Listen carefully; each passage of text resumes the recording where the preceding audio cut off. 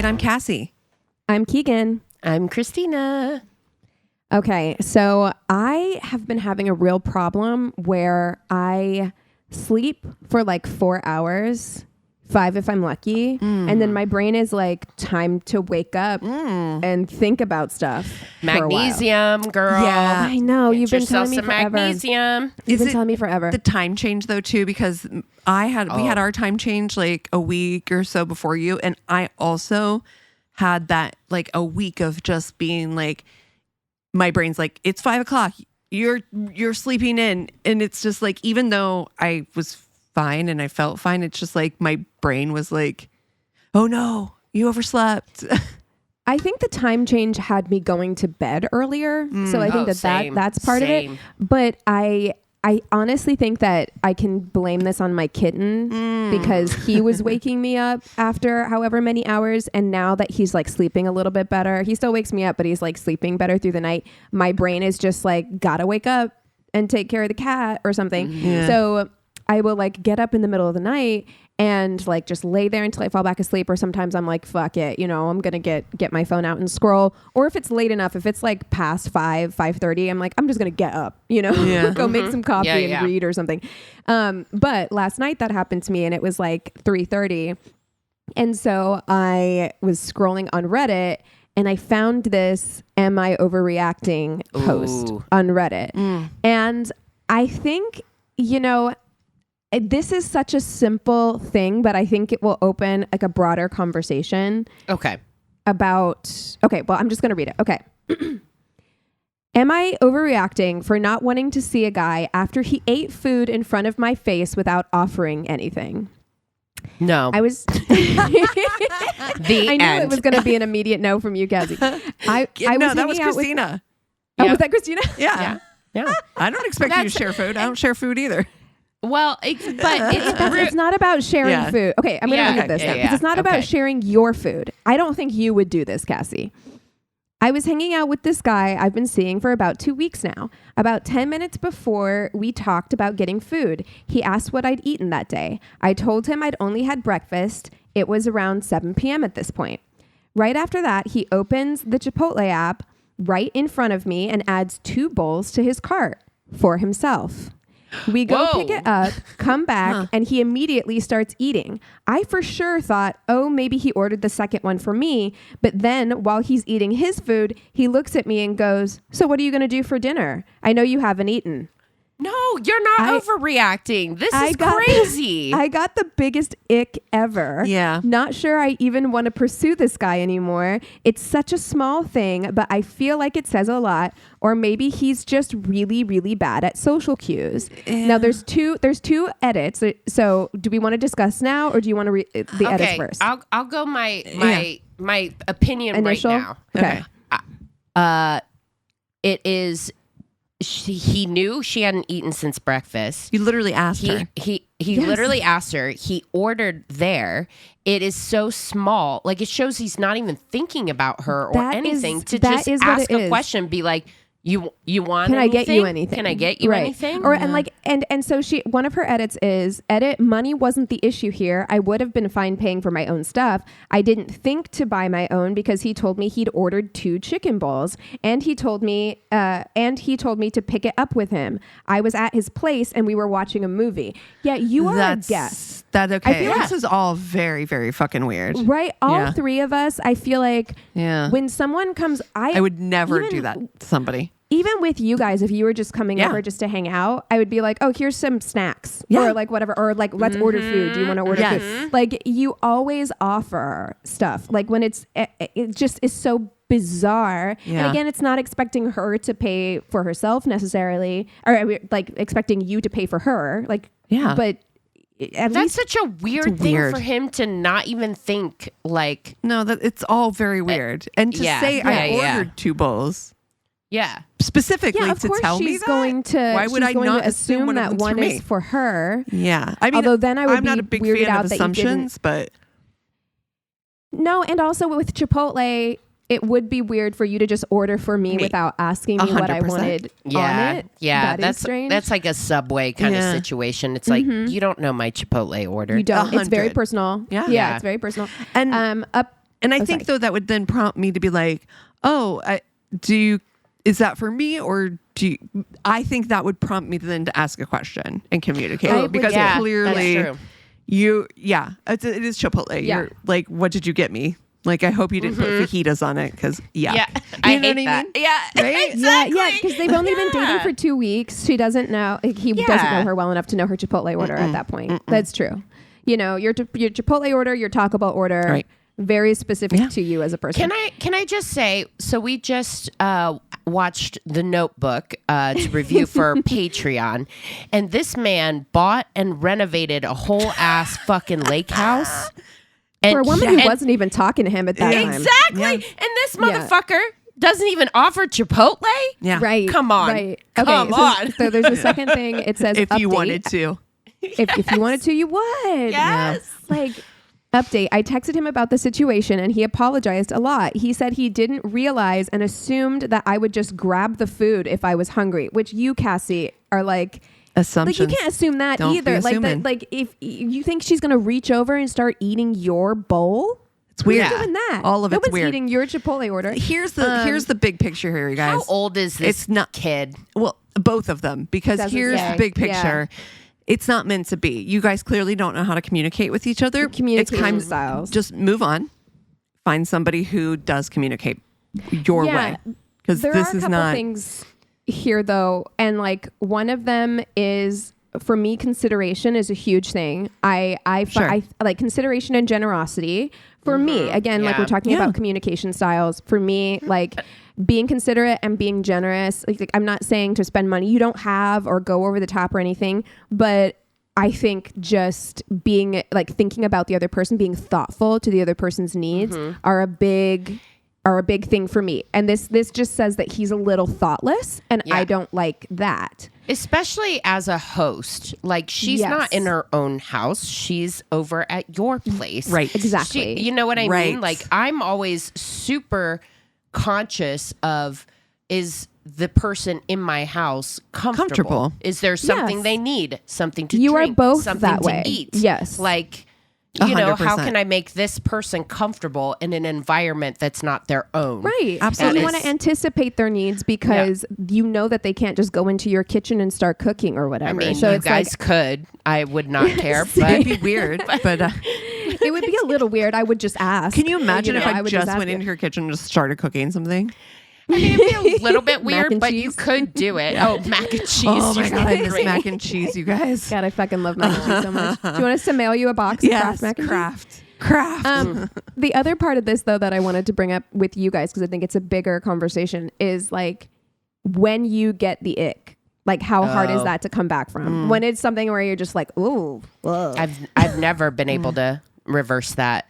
Yeah. I haven't. As soon as the ick comes, and maybe it's the Capricorn in me, and that like some people have dials and I have a switch, and when the switch goes down, it's down. I've never been able to reverse that. Yeah, I've never been able to unick. Yeah. Yeah. I think it's an interesting thing because I think ick is meant to be that gut punch, right? Yeah, it's meant to be like ick is like your gut being like, nah, that's it should. I don't think you should unick. That's what it should be. Yeah. I do feel like internet culture and like TikTok culture have maybe taken that like any little thing you don't like. Yeah. Is an ick. Yeah. And I'm like, And I don't know that we should take things that far. Isn't necessarily an ick. Right, because no one's perfect, and there's going to be things about the people that you're with that are not the way that you do things. Sure, they lived in it. They, grew up in a different way. But I do think that like whatever, and it can be anything, but whatever it is where you're instinctually just like, no. And for her, it was like this, and I think for me, this would be that. It'd be too. Enough. Yes. Right. And Cassie, I think you nailed it. An ew versus an ick. Right. And an ew is like. Like, I love that. Yeah, exactly. Let's keep an eye on that. Put a pin in that. Put a pin in that. I don't love that. Or like, but it's not a relationship ender. It's just like a behavior that you're like, ew, come on, like, do it differently. Yeah. But an ick, there's something rooted there. Yes. Like you said, it's like it's not about not ordering food. It's the fact that he didn't even think to do it. You know what I mean? Right. It's that consideration. It's like at a deep level, you're either inconsiderate, stupid. Like both child. But either one of those is not a great option. It's not a great look for you. Yeah, so. I mean, okay, so there was a time I was traveling and like this guy picked me up from the airport and he didn't and this was, I don't know that this was an ick, but this was definitely I'm gonna think about that. Like it was a step beyond an ew, like a little like, okay, I'm just gonna put a little bookmark on that. Ick-ish, where and look, I am fully a feminist. I'm totally capable of carrying my own shit, doing my own shit. But whenever you pick someone up I would even do this if I was picking one of you up from the airport and like you open the trunk. Offer to put it in the trunk for you. And I feel like, I don't know. I was just like, oh, okay. Like, I'm happy. Like, he opened the trunk and then just held it open for me to like pick up my luggage and put it in the trunk. And I was like, I feel like you would pick it up and put it in the trunk for me. I probably what I mean? Okay. Sorry. I'm just saying. Yeah, that's I wouldn't think about, I don't know. I wouldn't. I don't know. I hear what you're saying. But would Chris do it for you, or would Eric do it for you if they picked you up from the airport? Oh yeah. Yes.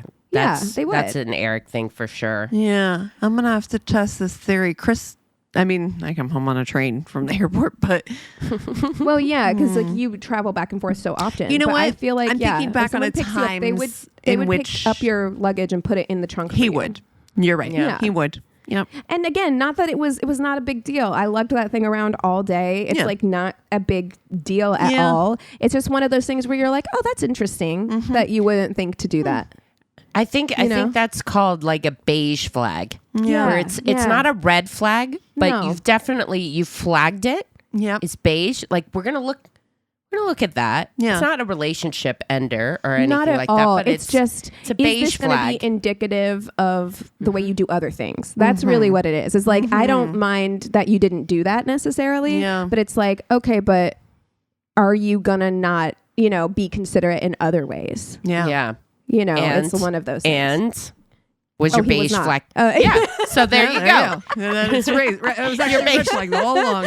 Oh, it was red. Oh, yeah. Big, just walking red flag. Yeah. Got it.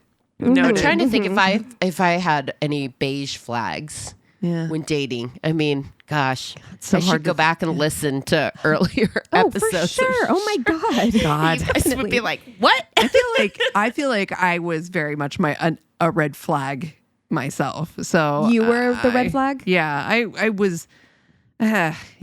I mean, there was definitely a period where I just had no business being in the dating pool, and I think everybody has. I would assume everybody has had that stage in their lives. I just happened to be a real fuckboy for a good 2 years of just kind of and quit it. Yeah, and not giving a fuck about their feelings. I mean, I had a guy who came over to our fucking apartment. I had a roommate, and he was throwing rocks at her window. Trying to get it was. I'm just like, ugh, guy. We just fucked. Stop being so good. Stop being so needy. So needy. When do you think we're gonna get married? Yeah. You think this is The Notebook? No. Yeah. Oh my God, Cassie. No, I have the same thing for sure. And it's not something I look back on fondly. It's it was gross. Definitely, I was bad. I was careless with other people's emotions, certainly. 100%. Very selfish. Yeah. Can I just say, and this is not, this is not necessarily about being selfish at all, but it's something that we've talked about a lot on this show, and we've said that we are pro slut on this show completely. And I was like, I'm gonna have a slut phase. I don't think it's in me. Yeah. You don't have slut girl summer in you? I don't think so. Yeah. Maybe for next summer. It's also is a different time. Like this is true. My hoe phase was still when I don't know, not 2025. Do you know what I mean? Yeah. That's true. I don't really want to sleep with men this year. Do you know what I mean? It kind of gives the Eric's in the other room huh? No, he slid in just in time. Yeah, exactly. He really Indiana did. Jones right under the door. Yeah. I mean, pretty much since COVID, I'm like, I mean, a vibrator's a lot easier to deal with, and it doesn't snore or fart. Yeah. Does Eric snore? No, not really. Actually, he'll have some times when he's sick. I was actually the problem this week. Sure. Because when I take Sudafed or I take that nighttime medicine, I become an immovable rock. I'll sleep on my back and I snore louder than anybody. It's really intolerable. So Eric actually deserves high praise this week. An award. For dealing with, because I don't get sick that often. But I'm also the type of person that I probably made myself worse because I was on vacation and was like, oh, it's just the weather. I'm having allergies and stuff. And I felt myself getting cranky and I just tried to walk it off.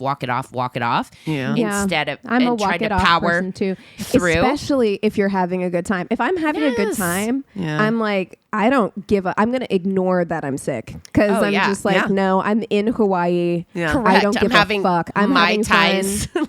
Exactly. I'm just all the things they tell you not to do when you're sick, drink alcohol. I'm like, I don't give a fuck. I am out here. Out here in these streets. And oh man, vacations are expensive, babe. You got to live it up while you're there. Tell us, how was your vacation? Tell the listeners. Oh my gosh. It was so, I don't take that many vacations. But when I do, also that I save up so much so that on vacation, I don't know if you guys do this. I like to pretend that money is no object. Oh yeah, that is the time to do it. Money does not fucking exist when you're on vacation. I don't check. I don't do anything. I'm like, I got this piece of plastic that says whatever. I'm like, we went to the fanciest restaurants and it was like, nice. Money is no object. Oh, it was so wonderful. Hawaii is so delightful and so welcoming and so beautiful. It's your magic place for sure. You love it. I love it. Yeah. I love it so much. It's beautiful. There's road chickens everywhere, which is delightful. I know you love the road chickens. The road roosters. It's my favorite thing. Imagine just walking around like Key West. Anywhere, and then there's just chickens. I would just love that. You can get that in Koreatown here in Los Angeles if you want to just what? I've never our friend, and you can bleep this, Thomas, but our friend, where he lives, there's just roosters for some reason. Amazing. I love walking around. I love that. Huh.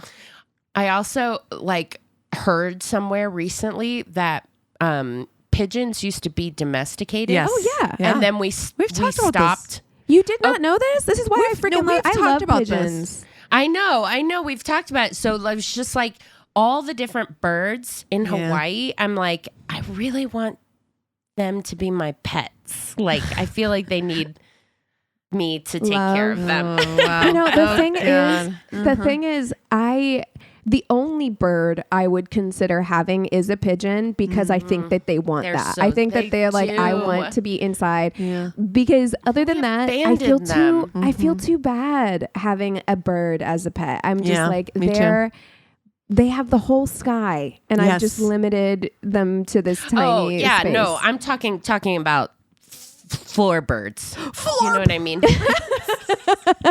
Oh, you mean like a chicken? Yes. Like you want? Yeah. For sure. I don't want sky birds. Like a parrot or something. I want floor birds. Floor bird. need me to take care of them. So funny. I've never thought of them that way, but they're definitely floor birds. Are flamingos floor birds? Yeah. Do they fly? Yeah, I think that they're. Well, what about a penguin? Ooh. Oh, penguins are floor birds. Yes. Yeah, exactly. ultimate floor bird. What the fuck? Oh my God. But yes, Floorbirds can be your pets. But I think is the name of my new band. The Floorbirds. Skybirds, leave them be. I could only have a skybird. I would love like a raven, but only if we had the kind of relationship where it like comes back to you and then like leaves again. You know what I mean? Like an open door policy for the raven. Like the crow, like a crow. I would have a murder for sure. I'm happily be a murder mom.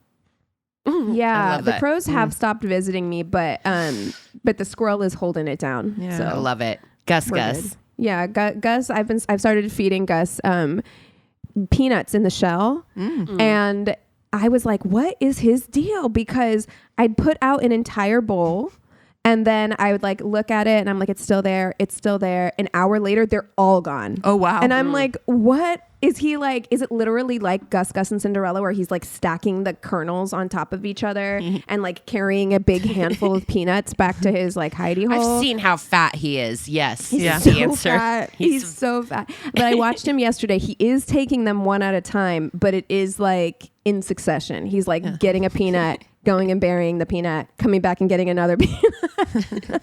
Oh, he's gonna have a good winter. Yes. Yes. Well, who should we fuck, marry, kill this week? Skybirds, floorbirds. Different types of birds. I did send you that TikTok that was like, if I was a cat, would I date this cat? Yes, I love that. Oh my God, that was so funny. Pictures of cats and being like, I would date this cat. This cat looks standoffish. Yeah. This cat looks like it's not going to call you back. No. The first cat, no. Wow. I actually really agreed with the takes too. I did too. Like, I get it. Yeah, I get it. Me too. I'm not gonna lie. I wouldn't date my cat either. He's an asshole. Orange boy. Biscuits is chaos. I love it. I love a chaos goblin. Yeah, she'd be fun though. I feel like Biscuits is gonna paint the town red. Yeah, Biscuits is gonna get arrested. I think. You know what I mean?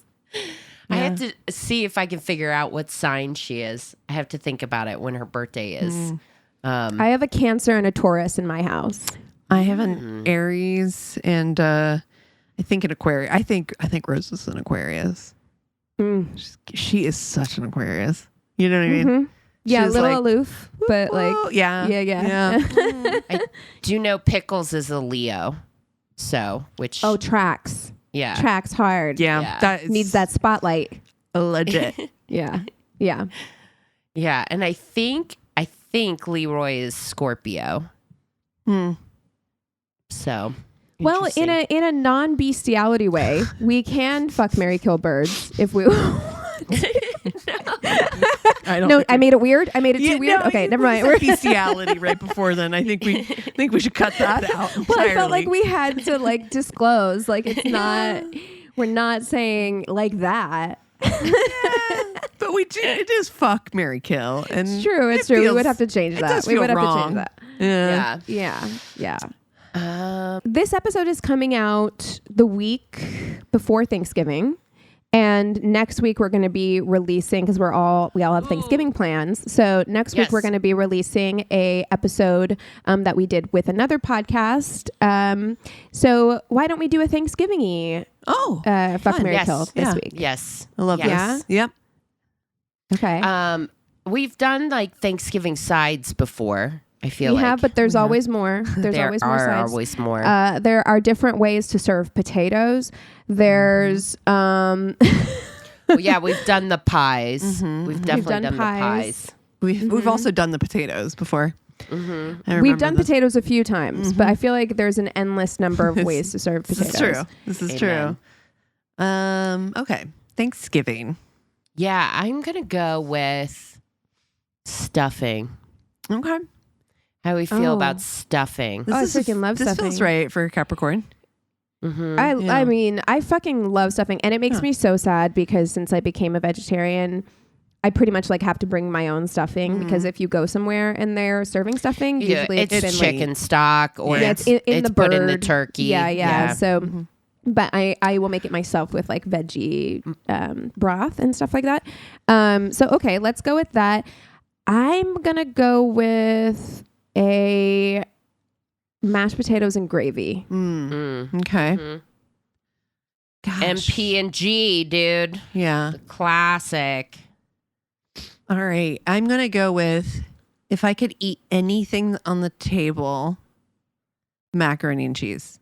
Yeah. That's always what I make. I always make macaroni and cheese for Thanksgiving. I think I'm going to make it again this year because my brother's coming to visit. I have to say, I have tried Teeny's mac and cheese. It's fucking amazing. Of course it is. Yeah. I've seen the way she makes it. Dude. You make that roux. That's the way you got to do it. Yeah. Yep. Yeah, and I do think we've done Thanksgiving sides before, but we did different sides last time because we did like green bean casserole and stuff. So, okay. Stuffing, mashed potatoes and gravy, and mac and cheese. I think I know exactly what I'm gonna do. I know. I do too. Go for it. Okay. Go for it, Christina. Okay. I'm marrying mashed potatoes and gravy. Yes. Steady Eddie. Classic. Yeah. Steady Eddie. Just classic. Yeah. Incredible. Never gonna do you wrong. Never gonna get old.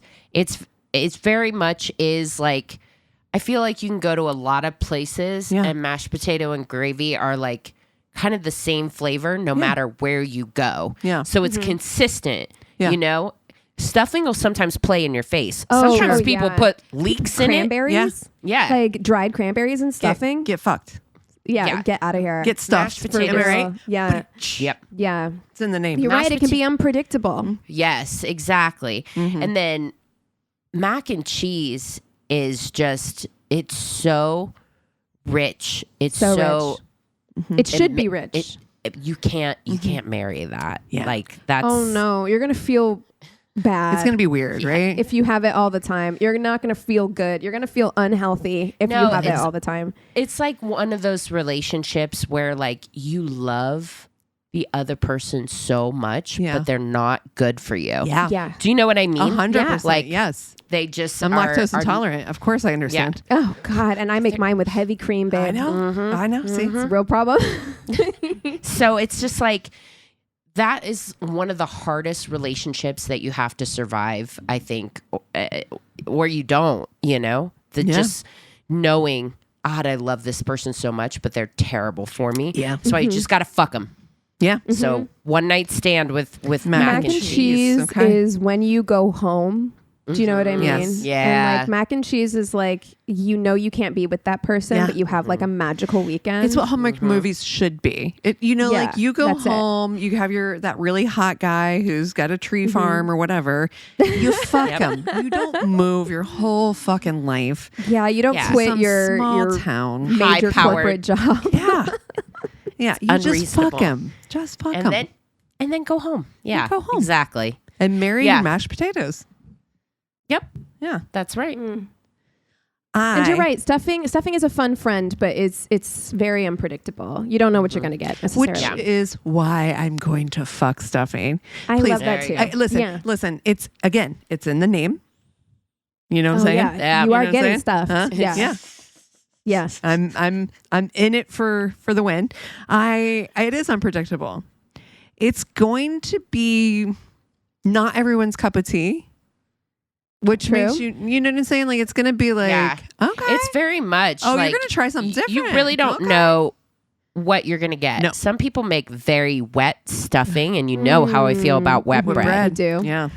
But some people, it's like, you get the Too crispy dry. edge. Oh, the crunchy. Have you ever had really dry stuffing? That's like, Yeah. Too salty. Yeah. I make is mine stuffing with an American dish? It feels very American, to be fair. It feels very American, doesn't it? Yeah. We just like took bread and we're like, chop that shit up, put some vegetables and some stock in it. We can't afford healthcare. So it seems get British. all your bread. Do you know what I mean? Like, it feels like a British this in the Sunday. kindest way to British people, because I know we have quite a few British listeners, so please don't take this the wrong way. There's too much flavor in stuffing. For it to come from Britain. So sorry. They know. They exist on the internet in 2025. Yeah, that's Everybody knows that. That's true. I'm going to marry mashed potatoes. I think that you can dress them up and dress them down. You know what I'm saying? Yeah. 100%. And they think you put some chives in there. Little sour cream. Chives is exactly what I was thinking when I said that. Look at like you're going to take mashed potatoes to a party. Mashed potatoes is going to hold its own. He's going to be able to talk to people. You're not going to have to babysit mashed potatoes.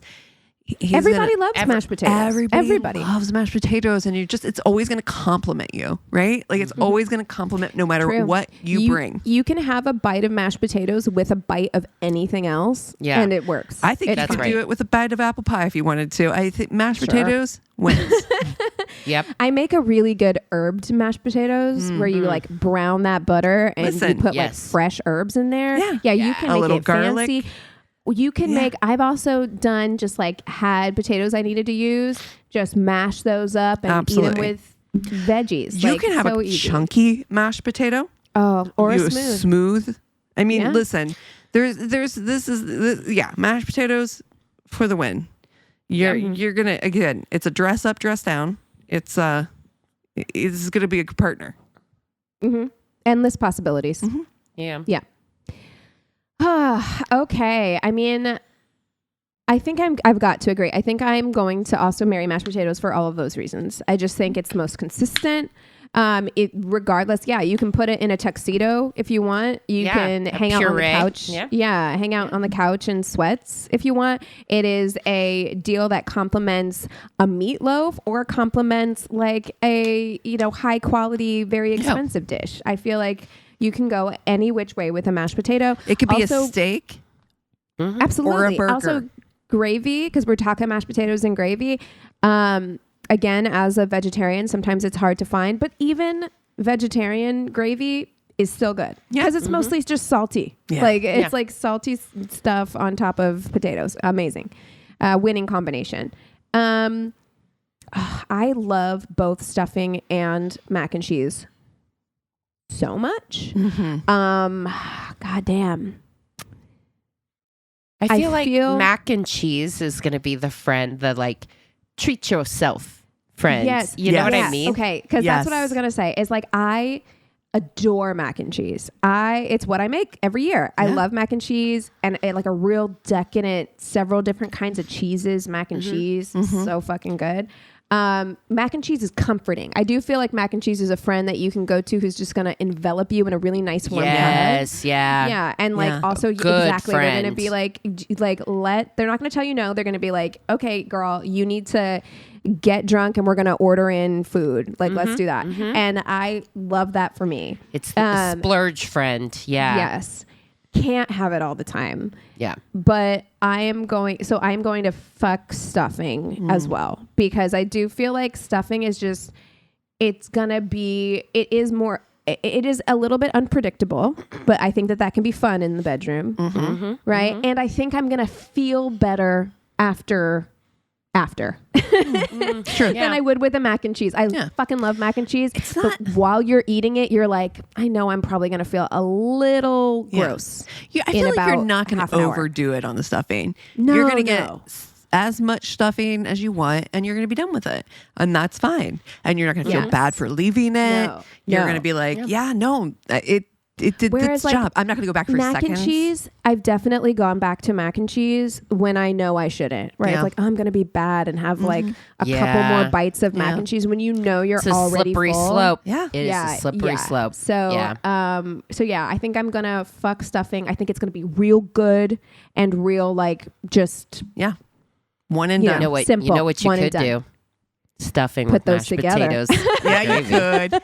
Hey, double stuff. Hell fucking yeah. But you know what? That's the thing about mashed potatoes. Thanksgiving is you're like mix all that shit together. All of it on one big plate. No, we do an extra big bird for Thanksgiving, because our tradition is Thanksgiving leftovers all get put into egg roll wrappers. I know. I remember when you first started doing that, or did Eric first start doing it? Oh, it's Eric, 100%. Dipped in fucking gravy. Yeah. Girl, that's what's up. I fucking love Thanksgiving food so much. Even as someone who doesn't eat meat anymore, the sides. Yep. We're doing Thanksgiving this year. Yay. Yeah, I'm excited. Yeah, awesome. We are here as well. We're having people over next weekend. So Yeah. I may show up with my brother. We'll see. Yeah. Well, hey, you guys want to take 5 and then we'll come back with stories? That sounds good. Yes. And we're back. Okay, Cassie, kick us off. Okay. So my story starts, this was not my date, but I was a fly on the wall. Love those. Yeah, I love a fly on the wall moment where you can just be like side-eyed whatever's happening next to you. So I was at a fast food custard place. Think of like a slightly better Dairy Queen.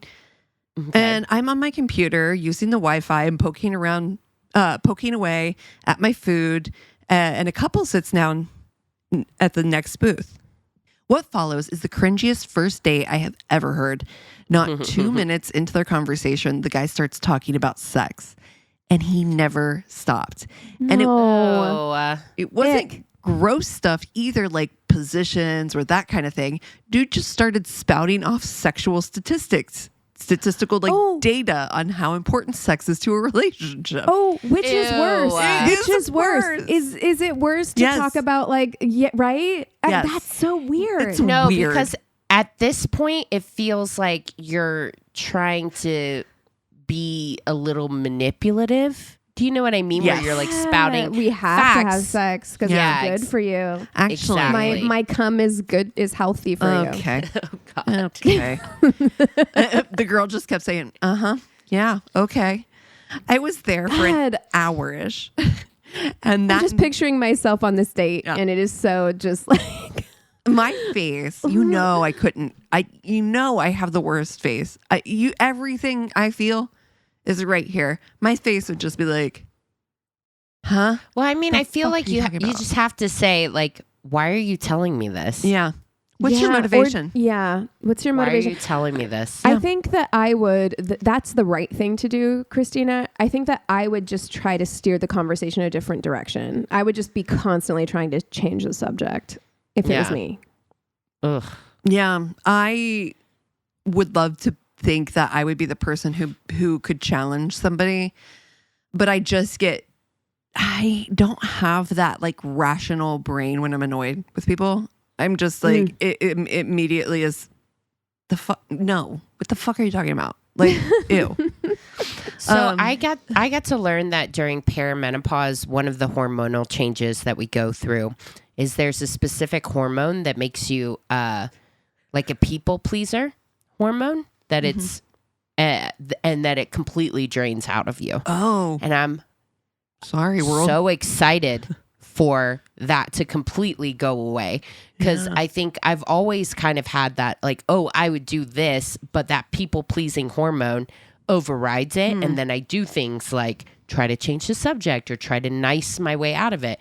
My niceness is draining out of me day by day, and magnesium doesn't help it. No, it doesn't fix that, and nor am I looking to fix that. So I'm very much looking forward to coming out the other side and not giving a solitary fuck about my girlfriend anything. Texted me, a friend of mine, she texted me, and she's just going through this thing where she's losing her shop because her landlord decided to charge her, like it came under new ownership, the building she was in.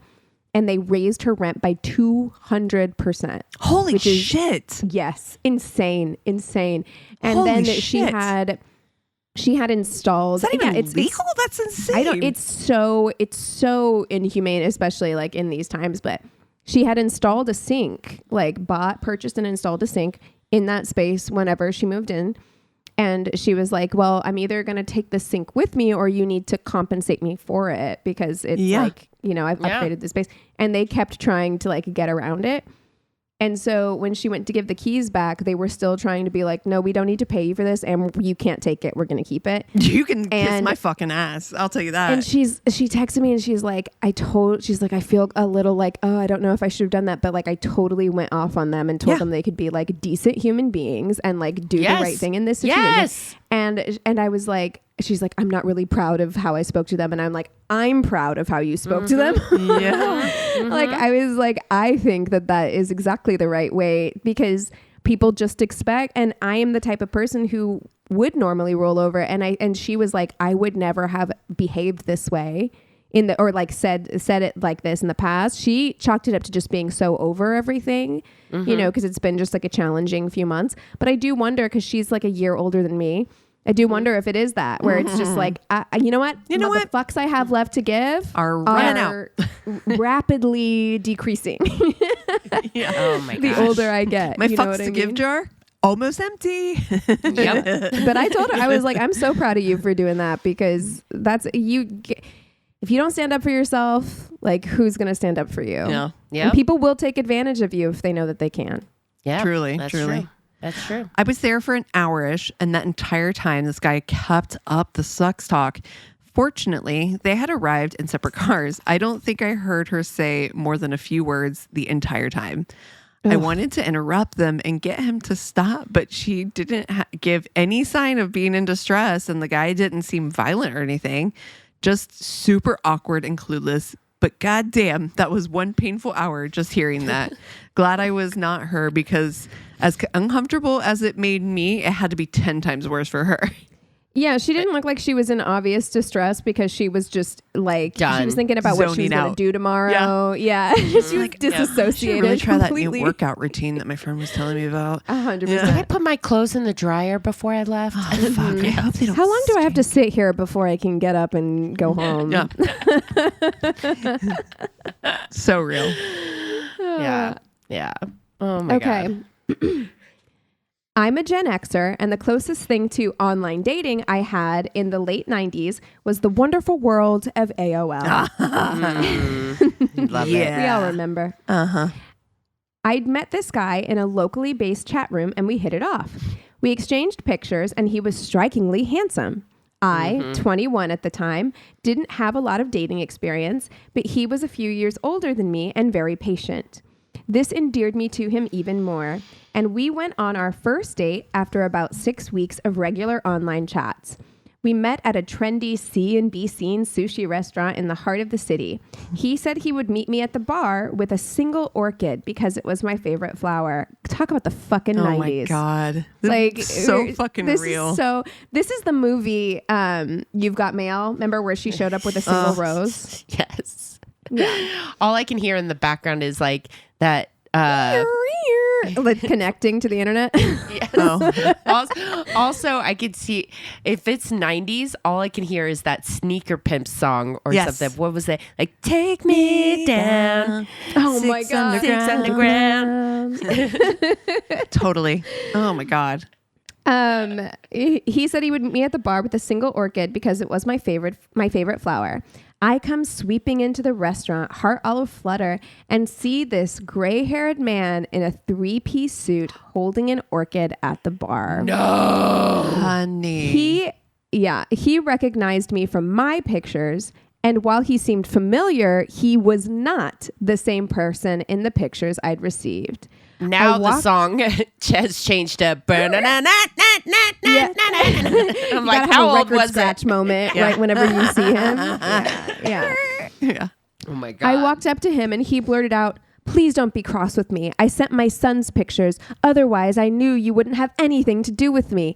Yeah, dude, maybe try dating women your own fucking age. It's so fucking weird and predatory to be like, I used my son's pictures, because to me, I'm like, okay, you used your son's pictures so that you could get a 21-year-old to go on a date with you. This is given. Fucking gross. Bleep this out, but this is given. Ew. Please bleep that out. Yes. I smacked him in the face with the orchid and told him I'd rather date a significantly older man than date a liar. I'm bawling my eyes out as I storm back out of this bougie restaurant with everyone's eyes on me. I'm just thankful this took place long before camera phones. Never heard from that guy again. Yeah, I fucking bet not. It's just so creepy. Imagine using your son's picture. Dude, like, that's the original Catfish documentary that she was like using her daughter's pictures. The level of violation I would feel as the if daughter. My mom was taking not even suggestive, but like pictures of me in a bikini and pretending to be you online. To be me to get dates or to get men's attention. Do you recognize how common that must be? The worst thing for me, even worse than that, you hear about those people that use their their kids' social security numbers and like my fuck stepdad's their credit. My stepdad's dad did that. Yeah. So my stepdad is a junior, so he had the same name as his dad.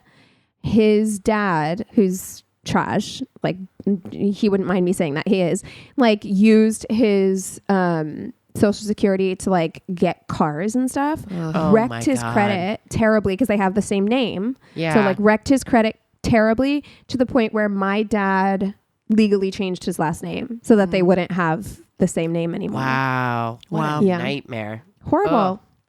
He's like, you're supposed to be a parent. Come on. Yeah. Some people shouldn't be parents. That's turns truth. out. Yeah. Some people shouldn't have kids.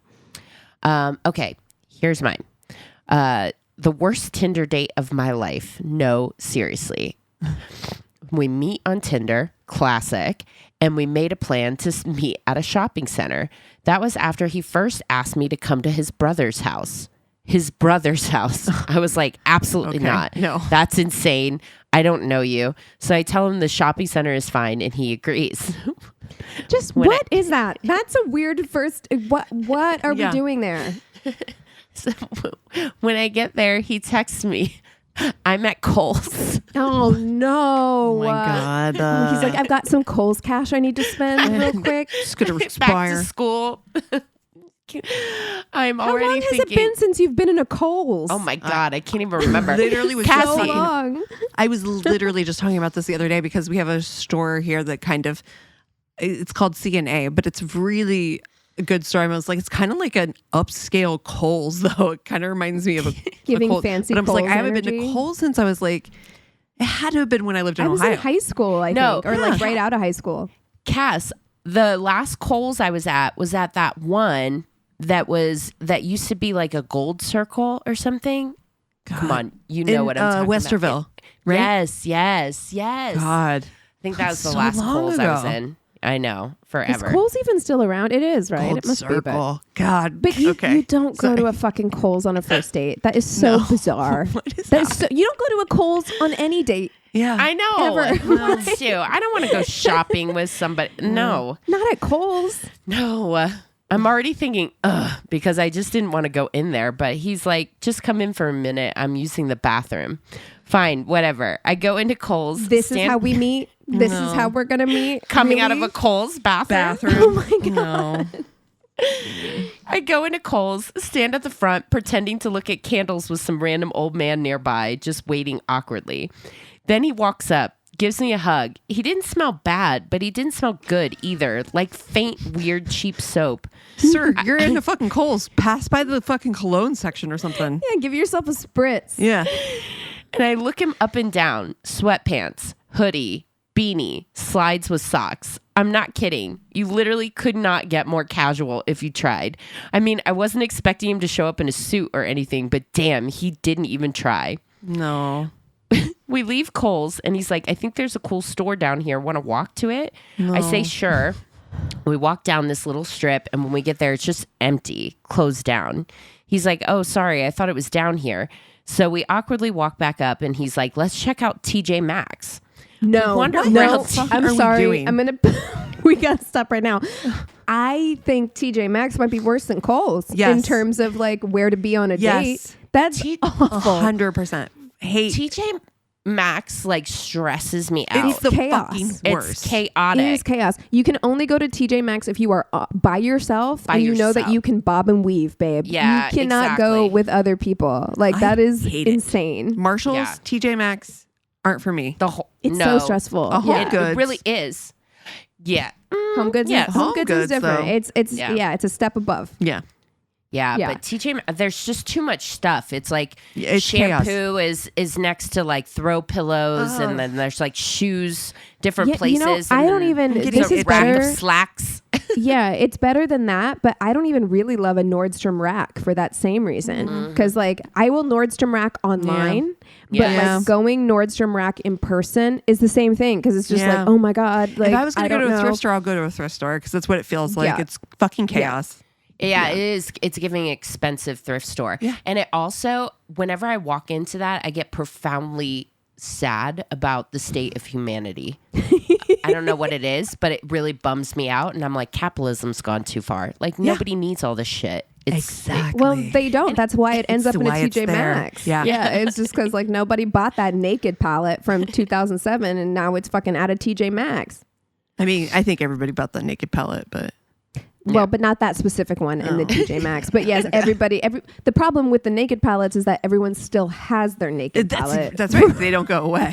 Like, how much fucking eye makeup are you going to wear in a lifetime? They look beat to shit. Yeah. They look like fucked up, but everyone still wears it. Yeah. Then I'm like, hey, do you mind if we go to the Peddler's Mall? I've been wanting to check out the one around here. I've never even heard of a Peddler's Mall, but I'm very excited. Is it vendors? Okay. Is it just vendors? Maybe it's very specific because we had one in a really small town near where I grew up, and it's basically like just an antiques mall. Oh, yeah. Okay. This is that's what she describes. He says, yeah, sure. I want some shirts. I try to tell him that's not really what a Peddler's Mall is, but he's not listening, so I just let him find out.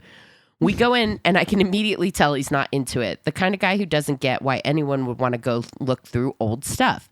Well, you know what? Anyways. I wasn't interested in waiting for you outside of a Kohl's bathroom. Yeah. Right. You know what? Here we are.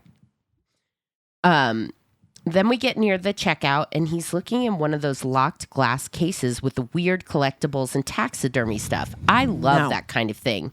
Bugs, bones, preserved animals, all that natural history. Oddities. Oddities. I was thinking like tchotchkes. I was like, oh no. I thought it was going to be knives. I'm going to be honest. I thought he was in a knife cabinet. He points at something and goes, that's kind of cool. What is that? And I'm like, oh yeah, it is cool. The lady at the counter goes, oh, that's a kitten. I'm like, oh my God, that's even cooler. You never see that. It's obviously stillborn, like not something killed, just preserved. And I thought it was fascinating. But the second she said kitten, his whole vibe changed. He froze up like I just confessed to murder. Sorry. Yeah. No, sorry, me too. Taxidermy is one thing, but I've seen enough episodes of Animal Hoarders that we don't need to be selling this in an antique mall. Do you know what I mean? Like, gross. I'm standing there like, what? And I'm serious. I actually wanted it. I asked how much it was, and she said $100. I was like, yeah, not today, but that's really neat. So I go up to pay for my DVDs and candle, and this cashier, same one, straight up says, you're sick in the head for wanting that kitten. I'm not going to. I think this might be the first time I don't agree with the date. Yeah. Here's the thing. Here's the thing, though. Like, people do the oddities thing. My reaction. Yes. Yeah, stuff like that. My reaction is very cringe on it, especially like the kitten was born stillborn. People like oddities. I'm not trying to like shit on your hobby or whatever. But yes, my first response would be like, no. Yeah. But the person selling it has no fucking right. You are selling it. You're selling it. Mind your fucking business. You don't have any right to say shit to me. So this is the thing about the Peddler's Mall is that they don't sell their own shit. So everybody has kind of booths. Oh, everyone. Okay. So they're like booths. And so then the tag My mom used to have a booth. Yeah. Okay, I get it. Yeah, so somebody else's booth probably that she's just registering out on. But if you feel that strongly about it, don't sell it in your establishment, ma'am or sir. So we leave, and he's acting so weird, like nervous, twitchy, and quiet. He drives us to the sushi place, but first we sit in his truck, and oh my God, his truck. It was foul. There was old McDonald's fry fossilized onto the floorboard, a crusty Minecraft Happy Meal box from some promo like a year ago, and it reeked of weed. The smell was so thick, it stuck to your clothes. I said, oh, it smells like weed in here. And he said, thank you. Oh my God. Question though, why didn't we just meet at the sushi place? I don't understand why the preamble. Why did we have to do all this shit? It's clear that they're not compatible. So that would have come through at the sushi place. But I don't know why we had to meet at a Kohl's. At this point, you just do know they're not compatible. So why do we have to do sushi? Let's just, you know what? I think cut our losses. We don't like the same things. You don't like that he has fossilized fries in his car. He doesn't like you like fossilized cats. You have fossilized cats. Exactly. There you go. Yeah. I also look down and see what definitely looks like a dried up piece of dog poop. He points to it and goes, I don't know what that is. I'm not touching it. Like, it's your truck, bro. Why is it still there? You gotta get it out one way or another. You're just gonna leave it in there? I guess. So I bring up the kitten again just to test the waters, and he goes, it's just wrong. It's just wrong. And I'm sitting there baffled, like, what are you even talking about? You're the one that texted me that I couldn't out-freak you, that you love scary movies, weird stuff, horror, all that. Sorry, I thought you'd be the last person to get squeamish. Then suddenly he's like, okay, all right, I think I get it now. I can see your point. Sure, whatever. I tell him I'm not feeling sushi anymore. And he goes, yeah, me either. Not after this. Yeah, no, perfect. I'm so glad we're on the same page. Yeah. For real. Oh, man. So we go to Dairy Queen, of all places. I tell him I don't eat meat, but we go. He gets a chicken basket, and I get a lonely one thing of cheese curds. That's it. I'm eating my sad little cheese curds while he tells me he's going to take his chicken basket into the theater to eat it. I'm like, why are you guys still on this date? I'm so sorry. I thought the date was over. I did. Yeah, they didn't want sushi. They ended up going to Dairy Queen instead. Babes, okay. It's not happening. No. Why are you going to a movie? We get to the theater 40 minutes early. He got the time wrong. So we sit in a silent, empty theater. You know what? Finally, the movie starts. Black Phone 2. And he's laughing at all the wrong parts. Now, Keegan, have you seen Black Phone 2 yet? I haven't, but I've seen Black Phone 1, the first one. I've heard that the second one is supposed to be scarier. I've seen the trailer. It looks terrifying. I liked the first one. So I did down. too. I literally don't know what you guys are talking about. That's how much I don't know about scary movies. Yeah, it's very yeah. Yeah, it involves kids, which is like, so you don't want to be laughing at the wrong parts. At least the first one. So the first one was like, it's by Joe Hill, who's Stephen King's son. Yeah. Who wrote the story. And it's like basically Ethan Hawke plays like a child predator who like keeps boys in his basement. What the fuck? Yeah. And there's like a phone that you can call and like you talk to other like kids who have been there before and it like helped the kid escape. Spoilers. So sorry. I think, but it's been a minute since I've seen that, but that is the general premise. So like you do not want to be laughing at the wrong parts of that movie. Yeah. So. People were turning around. I was mortified. After the movie, he drives me back to my car. I get out and he daps me up. I get into my car, start driving home, and immediately get a text. Pause. I'm sorry. Did he fist bump her? Is that what? Daps me up. I don't. Yeah, I'm assuming I think that's what it means. It's like no, I'm so sorry. I am not your bro. We're not doing that. That is so fucking but unsexy. What else are they gonna do? I mean, they're clearly not into each other. Like, what the fuck? Yeah. Nod and wave. I'm not. I don't do that. That makes me feel so fucking weird. Yeah. I get in my car, start driving home, and immediately get a text. So no head. I'm like, oh my God. I ignore him, drive home, and finally text back, no, I wasn't feeling it. He says, honestly, I cried on the way home. I ask, fucking idiot. Are you joking? So and he goes, no, I'm dead serious. You're incredibly scary. Keep that shit over there. But I'd still take head from you, though. but I would still take head from you. For sure. Yeah. I was so upset that you didn't give me head, but you're weird. But you're weird. Near me. What? Yeah. Then he gets mad that I didn't take the trash out of his car. Like, bro, your truck is a biohazard. Why would I touch anything? Anyways, that was my date. A shaking man-child with poop in his truck who freaked out over a preserved kitten and laughed in a Dairy Queen. 10 out of 10, never again. Yeah. Listen, I feel like they were both in the wrong. I feel like this was a roller coaster. Yeah. He sounds awful. Like, full stop. He sounds terrible. You're not wrong for thinking he's awful. He is.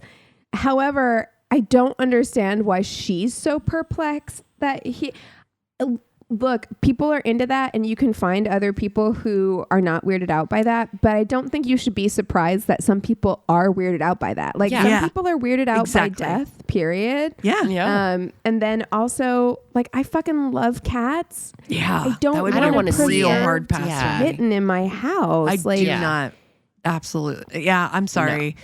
Like that's too far for me. Yeah. Well, and if it's your like whatever, like I said, there's a dog for every breath, like we've always said. But yeah, don't act like, can you believe he was weirded out by that? It's like, I can believe that. That I can't believe the date didn't end like 7 times during this story. 100%. I was just like, so confused. Are they still hanging out? They already had tickets to Black Phone 2, and they were like, we're going.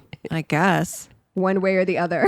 There's no Barnes and Noble nearby that I could like kill time at or something. Like seriously. Well, she drove herself to that like strip mall. Original. So now I'm like terrified about Peddler's malls. I've never heard of them before, but they do sound like, I don't know, they're going to sell you like something haunted. You've been in one before. They're just like, it's just an antique mall. They are like an antique mall where like my mom, the lighting's shit. It's all like super fluorescent, and you don't know what you're gonna get. There's actually one in Sherman Oaks called Aunt, AUNT, Teeks, TEEKS, separate words, like your Aunt Teeks. And it's like that. It's like it's just a bunch of different people have booths.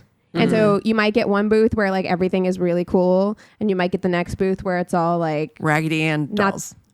Sure. Yeah, whatever somebody collects or something. Usually I'd say 8 times out of 10 you might find something really racist in there, like a figurine of an Aunt Jemima. You know what I mean? Yep. Lovely. Yeah. we went to an estate sale not that long ago. Like months, around 6-8 months ago or whatever, where like we're like, oh, plates, faces, oh my God, quite the extension, the just outrageous like racist dolls, like a lot of racist dolls, and we were like, I will love and defend Missouri till I die because there's so much beautiful stuff there. And so many amazing people. But you go into any antique mall in Missouri, especially the rural, like the more rural you get, the number rural. I thought you said like ruler, like a thing that measures. It's the worst word in the English language. Rural, it's so difficult. Rural juror. But you get out into any of those antique malls and you will find the most racist shit you've ever seen. Just like lawn jockeys. Yeah. Just dolls eating watermelon. You know what I mean? Just like weird shit. Yeah, always. Oh no. Without a doubt. In Ohio, what you are going to get for sure are Amish dolls. There's going to be a lot of Amish stuff going on. Well, Amish dolls are fine. Yeah. Yeah. No, I'm just saying like that's going to be like the thing that you're going to run in. Every single one of them is going to have those like Amish dolls that have like no corn faces husks. And they have like, the bonnet. Oh my God. Well, you guys want to take 5 and come back with the Tainted Love? Yes. Let's do it. Sounds good. And we're back. And I have the Tainted Love for us this week. And it's been a tough week for me. Which I'll end on. So I won't talk about it yet. But it's been a tough week. So I was kind of like, oh God, I have to do this. And it definitely was one of those weeks where I was just like, oh, I just need something easy. And I just started like kind of Googling, like I actually kind of wanted to do something historic. And then that led to like a thread of something else. And then that thread led to something else. And then I ran into this. When you don't know what you're going to do, that's always how it goes. I think I vaguely want this. And then you start writing that. And then you're like, oh, but this thing popped up. So maybe that. Yes. The for listeners, the trajectory is you have an idea. Do I want it to be historic? Am I looking for something like for like Hollywood, well known? This is the way I do it. Right. And then I'm like, okay, then I'm like, kind of do like a Google look for like a thread, like a search that has like the top 20 blah blah blah blah blah blahs of this kind of thing, and then you're like, oh wait, this one actually sounds interesting, and then you open it up, you collect the first the names that are most important to the story, you then Google those names, and then you go to our list and say, has somebody done this story Has someone done this before? Yeah. Yeah, so this is all just like a little sneak behind the curtain of how that goes. But so I found this story, like I said, in that kind of, in that pathway. And it was, I just was like, I was like, yeah, this is kind of an interesting story. And I never heard it before. And I think as I go through, you're going to see the thing that really stuck out to me. So it's hot July in 2012 in Staten Island. Jonathan Crupi calls 911. He's come home to find his wife dead in a pool of blood and his house in a fucking mess. It's a chaos, right? So detectives show up. They arrive to find the body of a beloved 29-year-old teacher who had been pushed down the stairs and stabbed 15 times. She is so beloved that her students used to call her Mommy Mapes. She's 29 years old, and everybody's just like, they loved her. She was seriously, you always hear that. But then also, too, like this episode of like Dateline Secrets Uncovered I was watching, 2 of her students were actually people that were interviewed. And I've listened to this episode, and I will say that about like with teachers, because you always get that on Dateline, right? Like she lit up a room, she was amazing, and I'm not saying that anyone isn't being serious about that. I believe that they are, but with teachers specifically, we all had those teachers who were like very special to us, very influential to us. I can definitely see. Like, I would be so traumatized if I had a teacher like that who was murdered. I mean, I think about this, and this is like, we're talking 2025 now, and the guy that they were interviewing was visibly crying, like still very visibly upset. So much so that like, like everybody, she's literally so loved in this community, that everybody is so confused. Correct me if I'm wrong, but she also worked for like an underprivileged, like, school, right? Am I wrong? She worked for a school in Brooklyn and it was in a bad neighborhood, but they didn't specify that it was necessarily like a quote unquote underprivileged Maybe school. I'm thinking of the wrong bad neighborhood. I wondered if it was, maybe it's because it was in a bad neighborhood where they were like, oh, we have to suspect the students. We have to suspect like the people in the neighborhood. Maybe I'm thinking of a different thing. Okay. So there's a little bit of that coming up, which I'll talk about because I will stop talking now. You go. So random, right? Because they're like, where in the hell? Why in the hell? She lives in Staten Island too. So it's not like it happened in this neighborhood. So this is also like very confusing. Like, why would, anyway, detectives look really, they're like, okay, the house is a mess. The back sliding door is slightly ajar.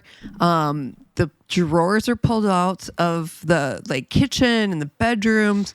And it feels immediately over the top. They're like, this is a lot. It's very extra. You think you can stage a burglary? You fucking can't. You can't. And also remove things. Thank you. Hide them. Like, no one ever takes things. Yeah. They're like, oh my gosh, it was a robbery. And like, meanwall, like 3 laptops and like gold jewelry is like everywhere. And that's what they said. There's literally a debit card on the counter and cash. He sells shoes. They're all still there. Like he sells like sneakers, which by the way is hilarious. The way they're like, he sells sneakers. Oh yeah, Staten Island. Yeah, they sell sneakers. It was really funny. But anyway, so they're like, this doesn't feel like a ransacked house that has been burglarized necessarily. It's not the standard burglary scenario. So they're kind of like, okay, maybe put a pin in it. We'll revisit that if we have to. Simeonette and Jonathan had met, and theirs seemed to be like a love affair for the ages, right? Like everybody was like, they're so perfect together. Even Simeonette's mother, she had said that they couldn't have paid for a better son-in-law. Like she was smitten with him. They were like perfect couple, whatever. Every time we hear that, every time I'm side like, eye. Yeah. I don't know. I feel like that's exactly how my mom would describe my son, my husband. That's true. It's only because we only hear it on Dateline. Yeah, it's true. We never hear it when it's a good situation. Yeah. But also too, if anything happens to me, don't trust that. Never trust that. Don't worry, we won't. You're talking to the right people. I know. I fucking love Chris, but I would be like, I want every stone unturned. Exactly. I want to know everything. Oh my God, we had a very big true crime milestone this week. Eric on his own watched Paradise Lost trilogy. He'd never seen it before. Wow. So, how did he feel? Yeah. It was a roller coaster. We had lots of talk about. It was like, you have finally gone to the you're like welcome. Like the very first, or it feels like in my head. I think one of the first, like it walked so that the Jinx could run, kind of thing. 100%. Yeah. So Jinx is next, huh? Oh, he's seen. Oh, you gotta watch the Jinx. Oh, okay, cool. So again, detectives are looking into him anyway, though, because he is also, he's her husband and his wife died. And so first suspect, obviously. Jonathan also is a teacher in the same school where Simeonette works. And she was teaching social studies and he's an English teacher. Similarly, the students loved him, loved his classes. Everybody was like, he had some of the most fun in his classes. Like it was always such a good time. Of course, police though are like, we got to bring you in. We got to talk about where were you all day? Like what was going on? He says the last time he had seen his wife was 7:30 in the morning. He had gone to the city to pick up some tickets for a show. They were going to go over the weekend for their 5th anniversary. And he had stopped also at their school, grabbed some books for summer school session. Then he went to get his car inspected. He made a couple other quick stops. He stopped at like Home Depot. But like everything that he had told them, police were able to find video footage of all the places that he said, except for like Home Depot. But I mean, when he said he was there, he was there. They've had video footage of him in all these scenarios. So they were like, okay, he's got a very clear alibi that he wasn't there, But it's also strange. Like, this, like, I don't know, like as a couple, when you're just like, oh, okay, I have to like run errand. Like, it just seems like very like, I was here, and I was here, and you can check it out. It feels fishy to me. It does. Yeah, it really does. It was the first thing I thought too. Okay, so everywhere you went specifically had cameras. It does feel like I was everyone really has busy. Days like that. I have days but I cram them all into, and I do cram them all into one day, right? Yeah. It's like, I'm going to go here, here, here, and here. Sure. We're going to hit up all the shit. But for that happens very rarely for me. It's like once every 2 weeks or something where I'm like, I'm going to do all the errands. And that just happened to be the day that you got robbed. Out. Yeah. And it happened to be that day. Is like, I'm not saying it couldn't happen, but it is a little. It is sus. Yeah. Yeah. Yeah. It does draw questions. But of course, they can't dispute that, there is video footage. He wasn't there. He wasn't there. I mean, right. And here's the thing I'll say. When I said I was so blown away about like, yes, this is like literally 14 years later, 13 years later or whatever. And the students are still so impacted. But one of the things that they were talking about, the brother was talking about, just the school where she worked, like I said, is a high crime area, lots of gangs in the area. But they talked about her like she was like one of the most caring people who really, really, she wouldn't give up on people. She was like always. That's what I'm remembering from that episode, because I do remember them being like, yeah, there was like lots of gangs in this episode, in this neighborhood. Yeah. But that wasn't, that had no, No, and they liked her. Yeah. Yeah. And they said that just weeks before they had actually witnessed a shooting, but police thought maybe that she'd, maybe seen enough to witness something that people would want to retaliate. However, at her fucking funeral, her brother said that one of the members of the gang, so basically like the Bloods and the Crips, like one of them came up to her mom and was like, we're actually like, they've decided to call a truce for the day so that they could all attend this funeral. That's how fucking loved she was. Like that is so, that's how impactful she was to that community and to those people. Like to be like, you know what, we've set aside our differences because today is about, mommy Mapes. And what a good, open, Mapes, hearted human being she must have been. Exactly. To really, like, she was there for the kids. Because you said Staten Island. She lived in Staten Island. She deliberately traveled to that Brooklyn, community. Yeah. To, be a influence on those students' lives. Dude, and that is such a beautiful fucking thing. I truly feel like teaching has to be a calling because you're not doing it for the fucking money. You're not getting compensated. No, you're treated like getting fucking paid shit. Nearly enough. Parents to treat get you treated like shit. Like that. Yeah, exactly. And it just was like to know that upwards of like 50 gang members showed up to your funeral. Dude. Like that says a lot. That's amazing. Huge. And I honestly, that was the thing, like for some reason that really got me is to be like so human that people were going to put aside, whatever things they have just to show up for gangs, you. Rival gangs is no small thing, No, so it's like that's no huge. joke for sure. Yeah. Only other person I've seen do it is Kendrick. Right. Yeah. Yeah. No, you're absolutely right. I mean, so that Kendrick that is tells LA. you. Yeah. Back at the scene of the crime, they're doing DNA analysis and find that there's on the sliding door traces of Jonathan as well as an unknown female DNA, which they find obviously suspicious.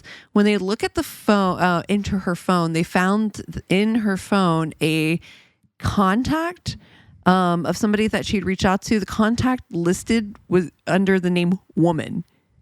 So they were like, what the fuck? Who is woman? The other woman. Yeah. That's what I'm thinking. Yeah. So they do a quick Google search and they find that the number is linked to a back page for an escort under the name Ms. Pumpkin. So to not scare her off, police are like, okay, let's set up a meeting with her. Obviously this person's a sex worker. They don't want to like freak her out thinking that she's going to get in trouble for whatever escort business she's running. They literally only just want to know about whatever link maybe they have to Simeonette, right? So they make a meeting with her. Ms. Pumpkin doesn't know a Jonathan or a Simeonette by name, but has been dating a teacher named Mike. And when police show her a picture of Jonathan, she's like, yeah, that's Mike. I've been seeing Mike for over a year now. Can you imagine also, like, not just the aspect of the fact that you're being really deceitful with your wife for that amount of time, but you are also going by a completely other name with this other person for a year. Over a year. Sorry, it's a multiple year relationship is what I misread my own writing, but it's multiple year relationship. Can you imagine just like how are you compartmentalizing to be able to do that? Oh, how bad is it to compartmentalize it so much that on the day that your wife's murder, you actually had gone to be with this woman? Yeah, well, that's why they couldn't find him at Home Depot. That's Mike doing that. That's not, Bingo. He's with Miss Pumpkin. Miss Pumpkin. Meanwhile, the DNA that they did recover from the unknown woman does come back to Ms. Pumpkin. They check her phone and it does not ping anywhere near the house though. So they're like, she wasn't actually there. So why is her DNA there? And so they basically are like, it has to be when Jonathan unwittingly, probably having just been with her. Yeah, transferred it. Yeah. For sure. Which also makes me think you didn't wash your hands very well after. No. And that bothers me. You didn't wash something. Yeah, that's for sure. And that bothers me. I'm not going to lie. That I had a real paused moment there where I was like, I don't love that. Enough to transfer her DNA? Oh. Yeah. I don't love that. Anyway, they start to unravel some of the more of the issues in the relationship, and it starts to things start to come to light, right? God, there's more. I feel like Miss Pumpkin is enough. I think that's plenty. That's enough of an fucking issue. Feels like a really big one, if I'm honest. Yeah. Yeah. However, they do find that another issue that they had been dealing with is that New York had just started in like that year or two prior or whatever. that they had started requiring a master's degree. I know this was happening in Ohio around that same time as well. They were requiring a master's degree to continue teaching. But that even though Jonathan had signed up for classes, so did Simeonette. Simeonette finished flying colors, got her master's, done and dusted. Jonathan had signed up, but he had never attended classes. The school Wasn't he just like video gaming or something? I feel like I watched this. No, he's fucking some lady. Well, and Miss also Pumpkin. That, but he's busy. Miss Pumpkin. He's busy. He's fucking Miss Pumpkin. Like, the whole time where I was watching this episode, like the thing that was crystal clear to me was how incredible she was and what a fucking lame piece of shit, lazy, awful person he was. And I was just like, what's so sad is it seemed very much so that she was starting to wake up to the fact that he was dead weight and was getting ready to be like, we're fucking. Well, that's done. always like, the most dangerous time. Yeah. You know, with somebody like that whose ego is so fucking fragile. Oh, absolutely. For sure. 1000%. Yeah. But yeah, he hadn't gone to school. But and again, the school has now been like, you know what? You have a deadline that you have to meet. You're going to have to like basically shit or get off the pot. Like we don't like you have to have this. And of course, Simeonette's like, where is all the money going that you were supposed to be putting toward this degree? Yeah, because it's her money. It was her fucking money, dude. It was like $50,000 fucking dollars of her fucking money. I need people to tell me where they think this is gonna go. I mean, they really are just like. End? Yeah, they are taking this is a tomorrow me problem to the nth degree. To the extreme. Yeah, so because true. It's just like, what did you think was going to happen? It's not a small amount of money. You think she's not going to wonder where that $50,000 went? You knew this conversation was coming. You couldn't have prepared yourself better for it. Where $50 goes. Girl, I do. Thank you. Yeah. $50. What? Yeah. That was like 3 months ago. I need to know. And I'm still fucking thinking about it. I need to know. How about that? Yeah. 50K? You got me fucked up. You got me so fucked up. No. I'd be asking, how was school today, honey? I swear to God. If I found out call your teachers. If I found out Chris this whole time has actually not been going to school, he's just been like fucking around on his fucking, I would break the computer over his head. He would never, but I cannot fucking imagine your reaction. No. Nuclear. I'd be worried. I would be worried about Chris. Truly. Yeah. I'd be you like, should be worried about Chris if that fucking happened. I swear to God. I swear to God.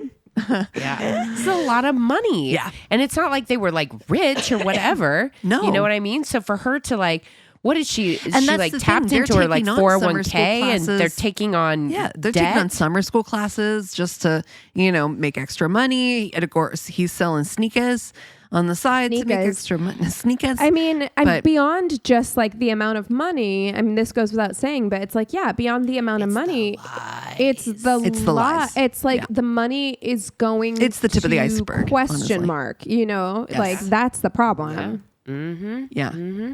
So police go back to the house. They need some evidence at this point. They need something that can actually prove, that beyond a reasonable doubt that he actually is the person who committed this crime. So they go back to the house, which had been a protected crime scene. Nobody had been back in. On the next look through the house, they found a green shoulder bag that they had seen him wearing at the school in the video footage. So he'd had that green bag on him the day of his alibi, right? Mm-hmm. So when they located it in the house, it was set pretty far back and like stored in this certain area, an area in which if he had come back from those chores and brought it in the house, he would have had to step over his wife's dead body, go put away. It was like, no, right. No, you didn't do that. So yeah, they were like, okay, this is pretty much, there's no doubts in our minds that he did this. And in the bag, in the laptop, on his work laptop, I believe, which is fucking wild to me. They exposed more escorts, porn sites, and searches like, quote, how to kill. his fucking attorney was like, well, yes, of course he's going to have How to Kill. He's an English teacher. They were talking about Hamlet. Sir. Dude, how many times have you taught Hamlet if you've been an English teacher for X many years? Yeah. Nuh-uh. There's no way. And this year, the year your wife was murdered is the year you're going to search that? I don't think so. And also, I'm sorry, but like fucking escort stuff on your work laptop when you're a school teacher. And you're a teacher.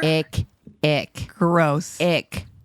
I feel like that's devious. Way more common though than like you think it is. Well, I think that people hate to say it. I think people look up that stuff on their work computers. Yeah, I do because remember there was all that thing spyware and stuff. Like I would be. I mean, you would fucking think never. So. But you're also not a dude. I do. No, I don't look up. Phones are for.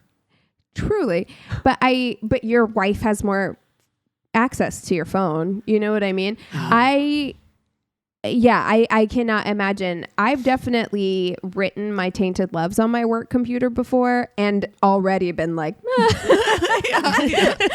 it's a little sus. If anybody's like really watching, they're like, she's looking at murders a lot. That's love fucking triangle weird. Murder, relationship murder, craziest relationship murder. Like, what? Here's a listicle of 12 happening of the craziest murders you've ever heard of. Yep. Yeah. 100%. No, but I think it does happen a lot. Like there was that he was a teacher or he was a superintendent recently who was like a super conservative, obviously superintendent who was like who advocating for books to be banned because they were like pro LGBTQ or whatever, and like all of this stuff like hashtag protect our kids, hardcore MAGA, always that, and like got caught surprise. During a meeting, he had accidentally like it was stuff that was on his browser like came up on the screen and it was like straight up porn. Dude, here's the thing: if you're gonna use your work laptop and you're using it to present and you do all that stuff, baby, you gotta be real careful. That shit. Clear that cache. You're presenting. Clear that cache. No, what a mess. He's like, I need to. He's like, I don't want to clear the cache. I want to make sure I remember this specific search I did. You're like, I need the history favorite. Yeah, yeah, it's in his bookmarks right there on his fucking like toolbar. God, dude, I swear. List of sexiest sluts in New York. Fucking crazy. What? Oh my God. That's not the listicle I was looking for. No. All right. It seems though as though she'd also recently revealed to her mom as well some of these issues that she was going to, that she was deciding to finally leave him. As we of course know, you know, leaving your partner is always the scariest time when anything can happen. And after the body examination was finished, they were able to determine that she actually had been killed before 7:30, before he even claimed to leave the house. So it doesn't matter that he had an alibi and to even begin with. And then he did come back, stepped over her, put his stuff away, trashed the house.